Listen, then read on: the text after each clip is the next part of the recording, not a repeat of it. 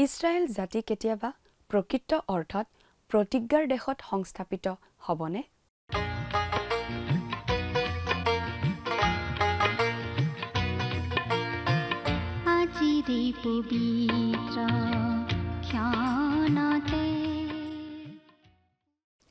দৰ্শকসকললৈ খ্ৰীষ্টীয় প্ৰেমৰ নমস্কাৰ আগবঢ়াই আমাৰ ভক্তিবচন অনুষ্ঠানলৈ আদৰণি জনাইছোঁ।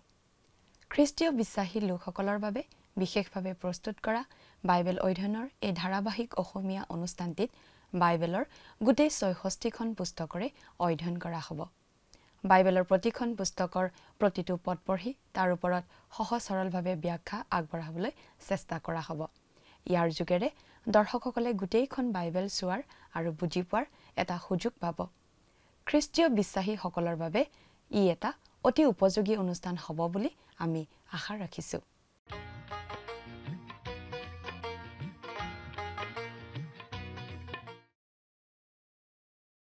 প্ৰিয় দৰ্শক, আমাৰ আগৰটো অনুষ্ঠান যদি আপুনি চাইছিল তেনেহ'লে আপোনাৰ নিশ্চয় মনত আছে যে আমি আগৰ অনুষ্ঠানত বাইবেলৰ পুৰণি নিয়ম খণ্ডৰ যিচয়া ভাৱবাদীৰ পুস্তকখনৰ 10 নম্বৰ অধ্যায়ৰ 20 নম্বৰ পদৰ পৰা 11 নম্বৰ অধ্যায়ৰ 2 নম্বৰ পদলৈকে পঢ়ি তাৰ ভিত্তিত আলোচনা আগবঢ়োৱা হৈছিল।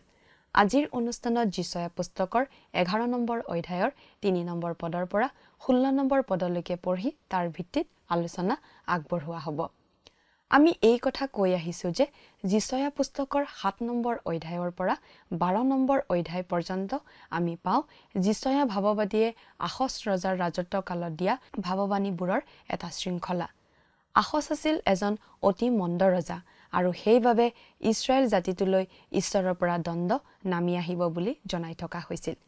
যিচয়া অচৰীয়াবিলাকৰ যোগেৰে যিহুদীবিলাকৰ ওপৰলৈ অনতিপলমে আহিবলগীয়া দণ্ডৰ কথাৰ লগতে শেষকালত মহাক্লেশৰ সময়ত হ'বলগীয়া অৱস্থাটোৰ কথাও বুজাইছে। শেষকালতো উত্তৰৰ পৰাই যিহুদীসকললৈ শত্ৰুৰ আক্ৰমণ হ'ব, কিন্তু যিহুদা দেশলৈ এটা সান্তনাৰ বাণীও আছিল যে উত্তৰৰ পৰা অহা অচৰীয়াবিলাকে উত্তৰৰ ইছৰাইল ৰাজ্যখনক বন্দী কৰি নিয়াৰ নিচিনাকৈ দক্ষিণৰ যিহুদা ৰাজ্যক বন্দী কৰি নিনিয়ে। শেষকালত উত্তৰৰ পৰা শত্ৰুবোৰে আক্ৰমণ কৰি ইছৰাইলক কেনেদৰে আক্ৰমণ কৰিব সেই বিষয়ে যিচয়াই জনাই দিছে। প্ৰভু যীশুৱেই ইছৰাইল জাতিয়ে আশা কৰি থকা মছিহ। তেওঁৰ প্ৰথম আগমনৰ সময়ত তেওঁলোকে চিনি নাপালে যদিও প্ৰভু যীশু আকৌ আহিব ইছৰাইল জাতিক উদ্ধাৰ কৰিবলৈ আৰু তেওঁৰ ৰাজ্য স্থাপন কৰিবলৈ। সেই বিষয়ে ভাৱবাণী কৰোঁতে প্ৰভু যীশুক যিচয়ৰ মূঢ়াৰ এটি গজালি বুলি কোৱা হৈছে। শেষকালৰ মহাক্লেশৰ সময়ত শয়তানে পৃথিৱীত নিজৰ উত্থানৰ সময় পাব। মানৱীয়ভাৱে ক'বলৈ গ'লে সেই সময়ত পৃথিৱীৰ বাবে কোনো সকাহ নাথাকিব, আনকি ইছৰাইলো চিঞৰিব, কিন্তু উত্তৰ, দক্ষিণ, পূব বা পশ্চিমৰ পৰা সহায় নাহিব, ওপৰৰ পৰাহে সহায় আহিব। সেই সময়ত মছিহ আহি নিজৰ ৰাজ্য প্ৰতিষ্ঠা কৰিব। প্ৰভু যীশু পৃথিৱীলৈ আহিব তেওঁৰ শাসন প্ৰতিষ্ঠা কৰিবলৈ। জগতখনে তেওঁক সমৰ্থন নিদিব পাৰে, কিন্তু পিতৃ ঈশ্বৰে তেওঁক অধিকাৰ দিছে, আৰু যিহেতু এইখনেই ঈশ্বৰৰ বিশ্বব্ৰহ্মাণ্ড, গতিকে ঈশ্বৰে তেওঁক পৃথিৱীত প্ৰতিষ্ঠা কৰিব আৰু তেওঁ বিচাৰ কৰিব। কথাবোৰ অধিক বহলাই চাবলৈ আহকচোন এতিয়া আমি মূল আলোচনাটোৰ মাজলৈ আগবাঢ়ি যাওঁ। আমাৰ মহান ত্ৰাণকৰ্তা প্ৰভু যীশুখ্ৰীষ্টৰ নামত নমস্কাৰ। প্ৰিয় শ্ৰোতা, আশা কৰোঁ আপুনি ভালে কুশলে আছে।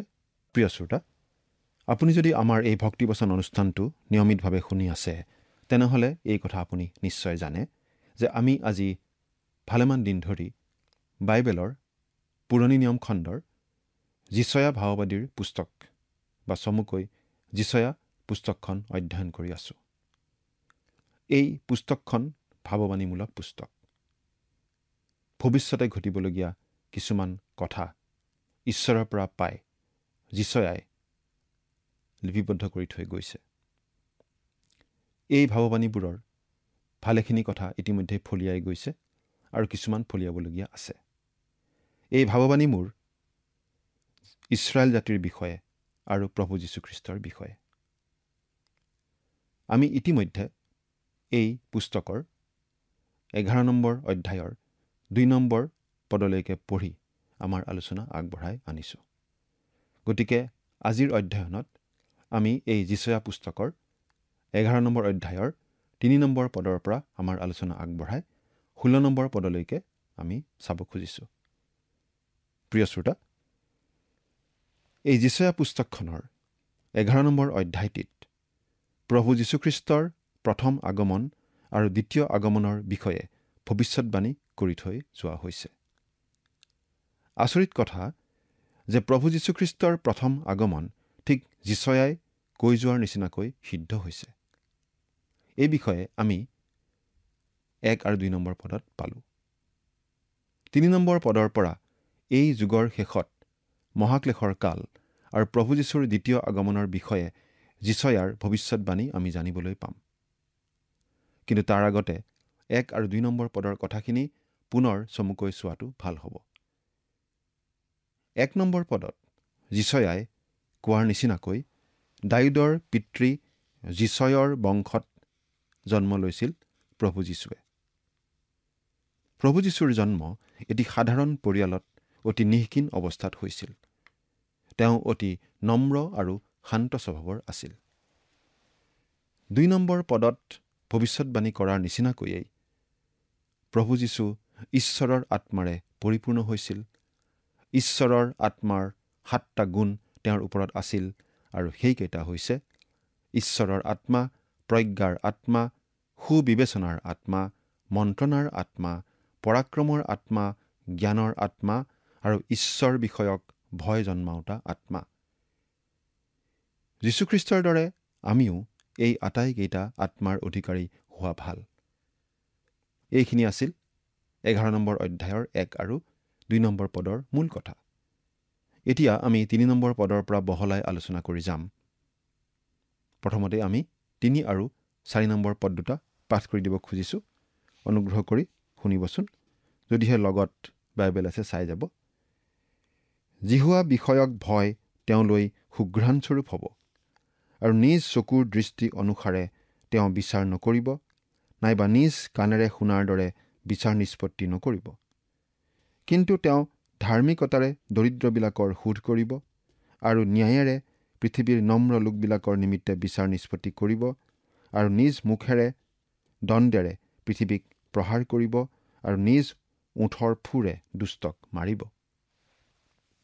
এয়া প্ৰভু যীশুৰ বিষয়ে ভৱিষ্যৎবাণী কৰি থোৱা হৈছে। যিচয়াই ভৱিষ্যৎবাণী কৰাৰ দৰে ঈশ্বৰৰ ইচ্ছা পালন কৰা আৰু ঈশ্বৰৰ প্ৰতি বাধ্যতা দেখুৱাই আছিল প্ৰভু যীশুখ্ৰীষ্টৰ জীৱনৰ মূল মন্ত্ৰ। সঁচাকৈয়ে পৃথিৱীত থকা কালত যীশুখ্ৰীষ্টই কোনোদিনে ঈশ্বৰৰ অবাধ্য হোৱা নাছিল। আনকি পিতৃ ঈশ্বৰৰ ইচ্ছা অনুসৰি মানৱ জাতিৰ পৰিত্ৰাণৰ কাৰণে প্ৰভু যীশু ক্ৰুচীয় মৃত্যুলৈকে আগবাঢ়ি গৈছিল। মৃত্যুবৰণ কৰি তেওঁ পুনৰ জি উঠি স্বৰ্গলৈ গৈছিল আৰু মহাক্লেশৰ কালত এইজনা যীশুখ্ৰীষ্টই পুনৰ আহিব। আমি ইতিমধ্যেও উল্লেখ কৰি আহিছোঁ যে সেই মহাক্লেশ হোৱাৰ আগে আগে এই পৃথিৱীৰ পৰা খ্ৰীষ্টৰ মণ্ডলীক উত্তোলিত কৰি লৈ যোৱা হ'ব। তাৰ পিছতে পৃথিৱীত মহাক্লেশৰ সূচনা হ'ব আৰু সেই মহাক্লেশৰ অন্তত প্ৰভু যীশুখ্ৰীষ্ট প্ৰবল প্ৰতাপেৰে আকৌ আহিব।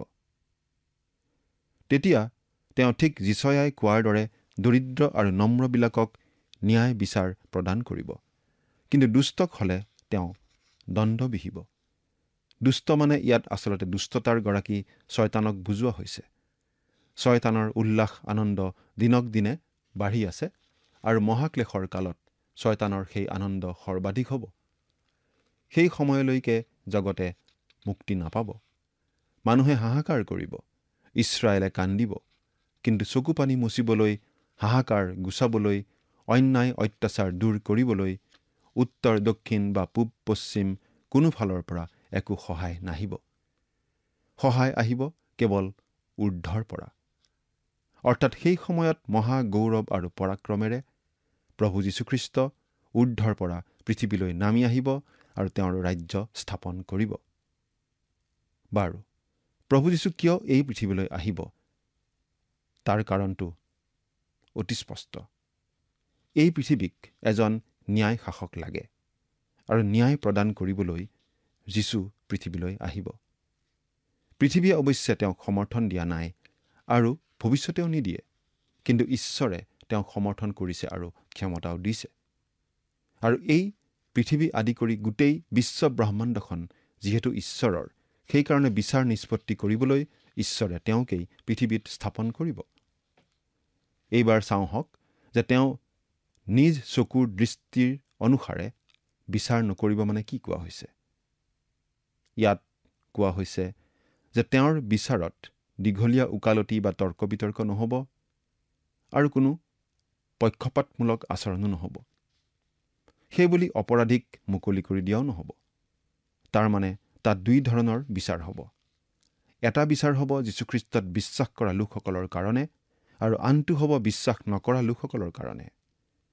তাৰমানে মহাক্লেশৰ কালৰ আৰম্ভণিতেই যীশুখ্ৰীষ্টত বিশ্বাস কৰা লোকসকলে খ্ৰীষ্টৰ সুধৰ আসনৰ আগত উপস্থিত হ'ব। আৰু সেই সুধ বিচাৰ বেলেগ ধৰণৰ হ'ব। তাৰ 1007 বছৰ পাছতহে হেৰুৱা লোকসকলৰ বাবে ডাঙৰ বগা সিংহাসনৰ সেই বিচাৰ আহিব আৰু সেই বিচাৰ বেলেগ হ'ব।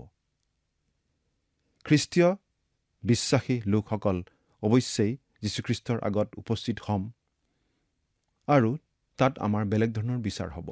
আমি স্বৰ্গলৈ যাম নে নৰকলৈ যাম সেই বিচাৰটো নহ'ব, কাৰণ যীশুখ্ৰীষ্টত বিশ্বাস কৰাৰ লগে লগেই আমি মৃত্যুৰ পৰা জীৱনলৈ পাৰ হ'লোঁ আৰু আমি স্বৰ্গৰ বাসিন্দা হ'ব পৰা হ'লোঁ। কিন্তু যীশুৰ আগত আমাৰ জীৱনৰ লেতেৰা, লাজ লগা, লুকাই থকা ইত্যাদি সকলো বিষয় পোহৰলৈ অনা হ'ব। আমাৰ একো লুকাই নাথাকিব।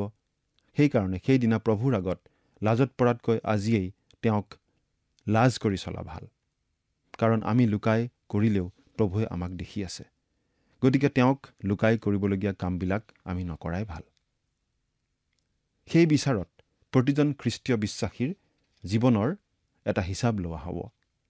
প্ৰতিজন খ্ৰীষ্টীয় বিশ্বাসীক যিবোৰ বৰ দিয়া হৈছে সেইবোৰ তেওঁ কেনেদৰে ব্যৱহাৰ কৰিছে, যিবোৰ দায়িত্ব দিয়া হৈছে সেইবোৰ কেনেদৰে পালন কৰিছে, তেওঁৰ জীৱনত কি কি ফল ধৰিছে, এই সকলোবোৰ জোখমাখ কৰি চোৱা হ'ব আৰু সেই অনুপাতে তেওঁক পুৰস্কাৰ দিয়া হ'ব।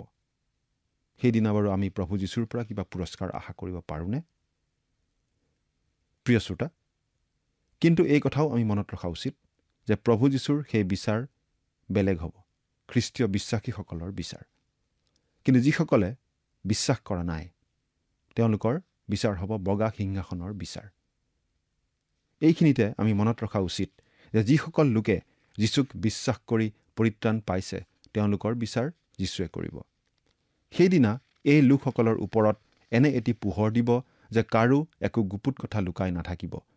সেইটো কেনেকুৱা পোহৰ হ'ব আমি নাজানো, কিন্তু নিশ্চয় বৰ আচৰিত হ'ব। কিন্তু পৰিত্ৰাণ নোপোৱা লোকসকলৰ সুধবিচাৰ বগা সিংহাসনত বহাজনে কৰিব। প্ৰভু যীশু সেই বগা সিংহাসনত বহিব আৰু সেই বিচাৰ অতি ভয়ানক হ'ব। সেই বিচাৰৰ পৰা যদি আপুনি হাত সাৰিব বিচাৰে, আজিয়েই প্ৰভু যীশুত আশ্ৰয় লওক আৰু সেই বিচাৰৰ পৰা আপুনি হাত সাৰিব পাৰিব। এতিয়া 5 নম্বৰ পদটো পঢ়িছোঁ। ধাৰ্মিকতা তেওঁৰ কঁকালৰ টঙালীস্বৰূপ হ'ব আৰু বিশ্বস্ততা তেওঁৰ কটিবন্ধন হ'ব। এয়া চাওক, প্ৰভু যীশুৱে যেতিয়া ৰাজত্ব কৰিব তেতিয়া তেওঁ ধাৰ্মিকতা অৰ্থাৎ সত্যতা আৰু বিশ্বস্ততাৰে ৰাজত্ব কৰিব। প্ৰভু যীশুৱে পৃথিৱীত কিয় ৰাজত্ব কৰিব?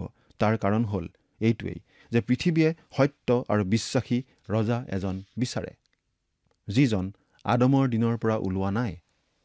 একমাত্ৰ যীশুৱেই হ'ব সেইজন ৰজা। অৱশ্যে প্ৰভু যীশুৱে তেনেদৰে 1000 বছৰ ন্যায় শাসন চলাই জগতক আকৌ এটা সুবিধা দিব, চাবলৈ, বুজিবলৈ, দেখিবলৈ যে তেওঁৱেই একমাত্ৰ ন্যায় শাসন দিব পৰা ঈশ্বৰ হয়। এতিয়া প্ৰভু যীশুৰ ৰাজত্ব আৰু ৰাজ্য কেনেকুৱা হ'ব সেই বিষয়ে 6 আৰু 7 নম্বৰ পদ পাঠ কৰিছোঁ, শুনিবচোন। সেইদিনা ৰাং কুকুৰে ভেড়া পোৱালিৰ লগত বাস কৰিব আৰু নাহৰ ফুটুকি বাঘে ছাগ পোৱালিৰ লগত শয়ন কৰিব। ডামুৰি আৰু যুৱা সিংহ আৰু হৃষ্টপুষ্ট পশু একেলগে থাকিব আৰু এটি সৰু ল'ৰাই সিহঁতক চলাব। গাই গৰু আৰু ভালুকি একেলগে চৰিব, সিহঁতৰ পোৱালিবোৰ একেলগে শুব আৰু সিংহই বলদৰ দৰে খেৰ খাব। প্ৰিয় শ্ৰোতা, এয়া প্ৰভু যীশুৰ কেনেকুৱা ৰাজত্ব হ'ব আমি ক'ব নোৱাৰোঁ, কিন্তু বাইবেলে যেনেকুৱা কৈ গৈছে ঠিক তেনেকুৱাই হ'ব।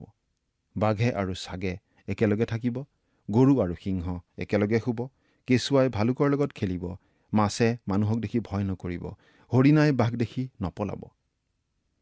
এই কথা আমাৰ বিশ্বাস কৰিবলৈ টান লাগিলেও এনেকুৱাই হ'ব। কাৰণ সিংহই গৰুৰ দৰে খেৰ খাব বুলি ক'লে আমি বিশ্বাস নকৰোঁ, বৰং আমাৰ হাঁহি উঠিব। কিন্তু যিজন সৃষ্টিকৰ্তাই সিংহক সৃষ্টি কৰিছে, তেওঁ যদি সিংহক খেৰ খোৱা কৰে, তেন্তে সিংহই খেৰ নাখাব কিয়? আকৌ সিংহই যদি হৰিণা নাখায়, তেন্তে হৰিণাইনো সিংহক ভয় কৰিব কিয়? আকৌ ভয় বোলা বস্তুটোৱেই যদি নাথাকে, তেন্তে বাঘে আৰু ছাগে একেলগেনো নাথাকিব কিয়? ইত্যাদি। তাৰমানে প্ৰভু যীশুৰ ৰাজত্বত হিংসা, ঘৃণা, ভয়, আতংক একেবাৰেই নোহোৱা হৈ পৰিব। সত্য আৰু বিশ্বাস তেওঁৰ ৰাজত্বৰ মূল মন্ত্ৰ হ'ব। এই সময়লৈ পৃথিৱীয়ে অধীৰ আগ্ৰহেৰে বাট চাই আছে। এই বিষয়ে ৰোমিয়া পুস্তকৰ 8 নম্বৰ অধ্যায়ৰ 19 আৰু 20 নম্বৰ পদত এইদৰে কোৱা হৈছে, কাৰণ ঈশ্বৰৰ সন্তানবিলাক প্ৰকাশিত হোৱালৈ সৃষ্টিৰ অত্যন্ত আশাই বাট চাই আছে। কাৰণ সৃষ্টিখন যে আপোন ইচ্ছাৰে অসাৰতাৰ বশীভূত হ'ল এনে নহয়, কিন্তু বশকৰ্তাৰ কাৰণেহে হ'ল। ইয়াত স্পষ্টকৈ কোৱা হৈছে যে গোটেই সৃষ্টিখনে প্ৰভু যীশুৰ পুনৰাগমনলৈকে আশাৰে বাট চাই আছে। এতিয়া 8 আৰু 9 নম্বৰ পদ দুটা পাঠ কৰি দিছোঁ, শুনিবচোন। আৰু পিয়াহ খোৱা কেঁচুৱাই ফেটিসাপৰ গাঁতৰ ওপৰত ধেমালি কৰিব, আৰু পিয়াহ এৰা ল'ৰাই দাইল সাপ থকা গাঁতত হাত দিব। মোৰ গোটেই পবিত্ৰ পৰ্বতত কোনেও কাকো হিংসা বা বিনষ্ট নকৰিব, কিয়নো সমুদ্ৰ যেনেকৈ পানীৰে ঢকা, তেনেকৈ পৃথিৱী জিহুৱা বিষয়ক জ্ঞানেৰে পৰিপূৰ্ণ হ'ব। প্ৰিয় শ্ৰোতা, চাওকচোন, প্ৰভু যীশুৰ ৰাজ্যত কোনেও কাকো হিংসা বা বিনষ্ট নকৰিব। সেইকাৰণে কেঁচুৱাই সাপৰ লগত খেলিব, বাঘে ছাগে একেলগে থাকিব। তাৰমানে সাগৰত যেনেকৈ পানী, পানী, কেৱল পানী, প্ৰভু যীশুৰ ৰাজ্যটো কেৱল প্ৰেম, প্ৰেম, প্ৰেম আৰু প্ৰেম। 10 নম্বৰ পদ, সেইদিনা লোকবিলাকৰ নিমিত্তে নিচানৰূপে থিয়কৈ ৰখা যিচয়ৰ শিপাডালিৰ ওচৰলৈ জাতিবিলাক যাব, আৰু তেওঁৰ বিশ্ৰাম স্থান গৌৰৱান্বিত হ'ব। প্ৰিয় শ্ৰোতা, এই পদটিত সেইদিনা বুলি কোৱাৰ দ্বাৰা মহাক্লেশৰ আৰম্ভণিৰ পৰা যীশুখ্ৰীষ্টৰ 1000 বছৰ ৰাজত্বলৈকে বুজোৱা হৈছে। যীশুখ্ৰীষ্টৰ ৰাজত্বত পৰজাতীয় লোকসকল বিশেষভাৱে প্ৰভাৱিত হ'ব। অৰ্থাৎ যিহুদী জাতিৰ বাহিৰে আন যিবোৰ জাতি পৃথিৱীত আছে, সেই জাতিৰ লোকসকলো বিশেষভাৱে প্ৰভাৱিত হ'ব। 11 নম্বৰ পদ, আৰু সেইদিনা প্ৰভুৱে অচুৰ, মিছৰ, পথ্ৰুছ, কুছ, এলম, মিনাৰ, হমাত আৰু সমুদ্ৰৰ দ্বীপবোৰৰ পৰা বাকী থকা নিজৰ প্ৰজাবিলাকৰ অৱশিষ্ট ভাগ উদ্ধাৰ কৰিবলৈ দ্বিতীয়বাৰ তেওঁ হাত মেলিব। আজি ইছৰাইলীয় লোকসকল বিশ্বৰ বিভিন্ন দেশত, বিভিন্ন কোণত, বিভিন্ন চুকত সিঁচৰিত হৈ থাকিব লগা হৈছে। কিন্তু সেই সময়ত ঈশ্বৰে তেওঁলোকক তেওঁলোকৰ দেশত পুনৰ স্থাপন কৰিবলৈ পৃথিৱীৰ বিভিন্ন ঠাইৰ পৰা গোটাই আনিব। মুচিৰ সময়ত ঈশ্বৰে তেওঁলোকক মিছৰ দেশৰ পৰা উলিয়াই আনি সেই প্ৰতিজ্ঞাৰ দেশ অৰ্থাৎ কনান দেশ দিছিল, আৰু তাত তেওঁলোকক স্থাপন কৰিছিল। কিন্তু নিজৰ ভুলৰ বাবে তেওঁলোক তাৰ পৰা অপসাৰিত হ'বলগীয়া হৈছিল। 12 নম্বৰ পদ, তেওঁ জাতিবিলাকৰ নিমিত্তে এক নিচান তুলিব, আৰু তেওঁ পৃথিৱীৰ 4 চুকৰ পৰা খেদি দিয়া ইছৰাইল লোকবিলাকক আৰু ছিন্ন ভিন্ন হোৱা যিহুদাৰ লোকবিলাকক গোটাব।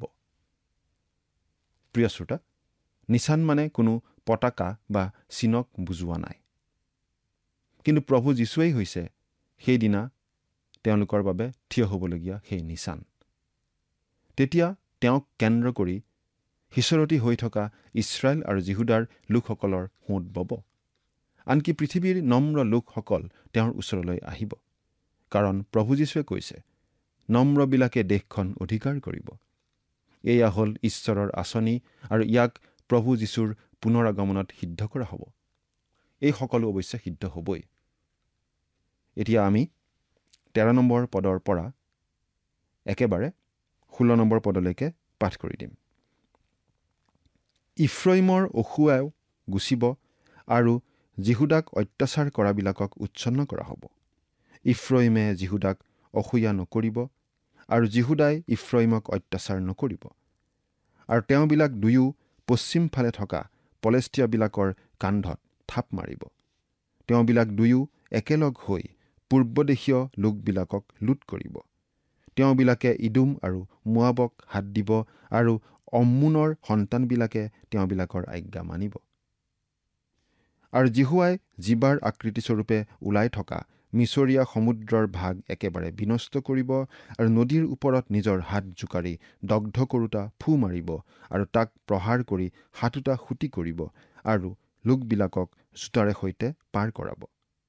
আৰু মিছৰ দেশৰ পৰা ওলাই অহা দিনা যেনেকৈ ইছৰাইলৰ নিমিত্তে এটি পথ হৈছিল, তেনেকৈ বাকী থকা তেওঁৰ প্ৰজাবিলাকৰ অৱশিষ্ট লোকবিলাকৰ নিমিত্তে অচুৰৰ পৰা এটি ৰাজপথ হ'ব। প্ৰিয় শ্ৰোতা, আমি জানো যে ইছৰাইলৰ 12টা ফৈদ আছে, কিন্তু তেওঁলোকৰ মাজত আগৰ পৰা হাই কাজিয়া, যুদ্ধ বিগ্ৰহ আদি হৈ আহিছে। মিলা প্ৰীতি একেবাৰে কম। কিন্তু সেই সময়ত তেওঁলোকৰ মাজতো মিলন হ'ব আৰু তেওঁলোক সকলো যীশুৰ ওচৰলৈ আহিব। সেই সময়ত পালেষ্টাইনৰ মাজেদি অচুৰিয়াৰ পৰা মিছৰলৈ এটা ডাঙৰ ৰাস্তা হ'ব। সম্ভৱতঃ তেনেকুৱা আৰু কিছুমান ৰাস্তা হ'ব আৰু সকলো ৰাস্তাৰ লক্ষ্য হ'ব জেৰুজালেম। পৃথিৱীৰ সমুদায় জাতি জেৰুজালেমলৈ আহিব। কিয় জানেনে? ঈশ্বৰ জিহুৱাৰ উপাসনা কৰিবলৈ। এই বিষয়ে জখৰীয়া 14 নম্বৰ অধ্যায়ৰ 16 পৰা 18 নম্বৰ পদলৈ এইদৰে লিখা আছে। আৰু জেৰুজালেমৰ অহিতে অহা আটাই জাতিৰ অৱশিষ্ট থকা প্ৰতিজনে বছৰে বছৰে বাহিনীবিলাকৰ ৰজাৰ আগত প্ৰণিপাত কৰিবলৈ আৰু পজা পৰ্ব পালন কৰিবলৈ উঠি আহিব। পৃথিৱীৰ আটাই গোষ্ঠীবিলাকৰ মাজৰ যিবিলাকে বাহিনীবিলাকৰ ৰজাৰ আগত প্ৰণিপাত কৰিবলৈ জেৰুজালেমলৈ উঠি নাহিব, তেওঁবিলাকৰ ওপৰত বৃষ্টি নহ'ব। আৰু মিছৰীয়া গোষ্ঠী যদি উঠি আহি উপস্থিত নহয়, তেন্তে সিহঁতৰ ওপৰতো নহ'ব। পজা পৰ্ব পালন কৰিবলৈ নহা জাতিক ঈশ্বৰে যি আঘাতেৰে আঘাত কৰিব, সেই আঘাতো হ'ব। প্ৰিয় শ্ৰোতা, আপুনি বিশ্বাস কৰকেই বা নকৰক, প্ৰভু যীশুৰ পুনৰাগমন হ'বই। আৰু তেওঁৰ পুনৰাগমনত এই সকলো ফলিয়াব, এই সকলো ঘটিব। এই সকলো ঈশ্বৰৰ আঁচনি। আৰু ঈশ্বৰৰ সৃষ্টি পৃথিৱীখনে এই দিনটোলৈ অধীৰ আগ্ৰহেৰে, অধীৰ আশাৰে বাট চাই আছে। ইয়াৰ ভিতৰত আহি পৰিল আপোনাৰ আৰু মোৰ কথা। আপুনি আৰু মই যদি এই সকলো বিশ্বাস কৰোঁ আৰু প্ৰভু যীশুক উদ্ধাৰকৰ্তা আৰু শান্তিদাতা হিচাপে গ্ৰহণ কৰোঁ, তেন্তে ঈশ্বৰৰ বাক্যত প্ৰতিজ্ঞা কৰা সকলো সুফল আপুনি আৰু মই পাম। আৰু যদি সুফল গ্ৰহণ নকৰোঁ, যদি বিশ্বাস নকৰোঁ, তেন্তে ঈশ্বৰৰ দণ্ড আমালৈ বাট চাই আছে। ঈশ্বৰৰ আঁচনিৰ কথা আপোনাক ঈশ্বৰে জনাই দিছে, মোকো ঈশ্বৰে জনাই দিছে। সকলো মানুহক ঈশ্বৰে জানিবৰ সুবিধা কৰি দিছে। ঈশ্বৰৰ এই আঁচনি, ঈশ্বৰৰ এই পৰিকল্পনা মতে সকলো ঘটনা ঘটি আছে। ইতিমধ্যেই ঈশ্বৰে জনাই দিছিল যে মানুহৰ পৰিত্ৰাণৰ বাবে, মানুহক উদ্ধাৰ কৰিবৰ বাবে তেওঁ নিজৰ একেজাত পুত্ৰ এই পৃথিৱীলৈ পঠাব। আৰু সেইমতেই প্ৰভু যীশু এই পৃথিৱীলৈ আহিল আৰু আমাৰ পৰিত্ৰাণৰ বাবে, আমাৰ পাপৰ প্ৰায়চিত্ত কৰিবলৈ নিজৰ অমূল্য তেজ ক্ৰুচত বোৱাই আমাৰ পাপৰ শাস্তিস্বৰূপে মৃত্যু বৰণ কৰিলে। সেই আঁচনি মতেই প্ৰভু যীশুত বিশ্বাস কৰা প্ৰতিজন লোকে পৰিত্ৰাণ পাব। আৰু ঈশ্বৰৰ সেই আঁচনি মতেই এদিন প্ৰভু যীশু আকৌ উভতি আহিব। প্ৰভু যীশুৰ যোগেদি ঈশ্বৰে যি আঁচনি ৰূপায়ণ কৰি আছে, সেই ৰূপায়ণ কৰা আঁচনি এদিন আমি নিজ চকুৰে দেখিবলৈ পাম। প্ৰিয় শ্ৰোতা, ঈশ্বৰৰ আঁচনি, ঈশ্বৰৰ পৰিকল্পনা কেতিয়াও বিফল নহয়। সেই আঁচনি মতেই সকলো সিদ্ধ হ'ব। কিন্তু সিদ্ধান্ত লোৱাৰ দায়িত্ব আমাৰ নিজৰ। আপুনি যদি এতিয়াও প্ৰভু যীশুক জীৱনৰ গৰাকী আৰু উদ্ধাৰকৰ্তা হিচাপে গ্ৰহণ কৰা নাই, তেন্তে পলম নকৰিব। অতি সোনকালেই প্ৰভু যীশুক নিজৰ জীৱনৰ গৰাকী হিচাপে গ্ৰহণ কৰিবলৈ সিদ্ধান্ত লওক। সিদ্ধান্ত লোৱাত ঈশ্বৰে আপোনাক নিশ্চয় সহায় কৰিব। প্ৰিয় শ্ৰোতা, আজিৰ অনুষ্ঠানত আমি যিচয়া পুস্তকৰ 11 নম্বৰ অধ্যায়ৰ 3 নম্বৰ পদৰ পৰা শেষৰ পদটোলৈকে আলোচনা কৰিলোঁ। অহা অনুষ্ঠানত আমি 12 নম্বৰ অধ্যায়ৰ পৰা আলোচনা কৰিম। শুনিবলৈ যেন নাপাহৰে। আমাৰ সময়ো আহিল। পুনৰ লগ পোৱাৰ আশাৰে ইমানতেই সামৰিছোঁ। ধন্যবাদ।